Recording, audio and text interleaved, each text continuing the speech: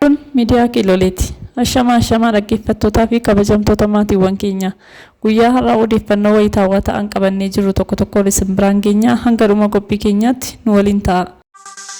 Guyyaa har'aa magaalaa Finfinnee kutaa bulchiinsa Booleetti ijaarsi Window of Africa jalqabamee jira. Kantiibaan magaalaa Finfinnee Aadde Adaanech Abeebeen ijaarsa paarkii Window of Africa eegalchiisaniiru. Paarkicha buufata xiyyaara idil addunyaa Boolee cinatti kan ijaaramu ta'us ibsameera. Waliigala lafa hektaara 84 irratti ijaarama jedhamee eegama. Qonnaan jalqabaa lafa hektaara 14.5 irratti kan ijaaramu yoo ta'u, giddugala ispoortii, bashannana, magariisummaa, horawwan namtolchee fi iddoolee konkolaattonni dhaabbatan kan of keessatti hammateedha. Piroojeektiin kun ijaarsa isaa baajata mootummaa qofaan osoo hin taane deeggarsa abbootii qabeenyaa hedduun tumsamee kan ijaaramu yoo ta'u, hawwattummaa magaalaa Finfinnee dabaluu, guddina galii fi carraa hojii bal'aa fidee kan dhufu ta'uu beekameera.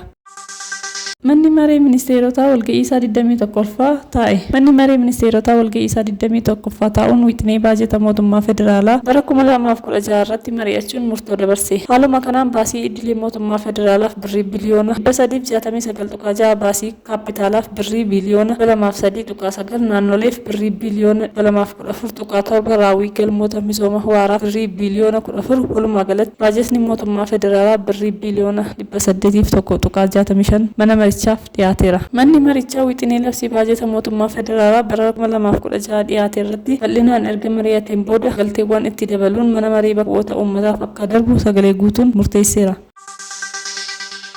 Waajjirri faayinaansii naannoo uummattoota kibbaa qarshiin xaa'oo qaamolee adda addaa harka gara biliyoona 4 jira jedhee ture deebisuuf xiyyeeffannaa addaan socho'aa jiraachuu ifoomeera. Gatiin xaa'oo walitti qabamee ture yeroo isaatti deebi'uu dhabuun kaffaltii hojjettoota mootummaa irratti dhiibbaa uumuun isaa beekameera. Bulchiinsi mootummaa naannoo sanaa xaa'oo bitee sana baajata waggaa irraa wabii godhachuun akka ta'es beekameera. Koreen maallaqa kana deebisuus ijaaramuu isaa fi erga xaa'oo fudhatanii jalqabee dhala isaa waliin akka deebisamuufis waajjirichi dubbateera. Egaan dhaggeeffattoota maatiiwwan miidiyaa Kiilolee qophii keenya guyyaa har'aa asuma irratti golomna hanga qophii biroo walitti deebinutti gaarii qabaadhaa. Like, share, subscribe gochuun dagatina. Galatooma.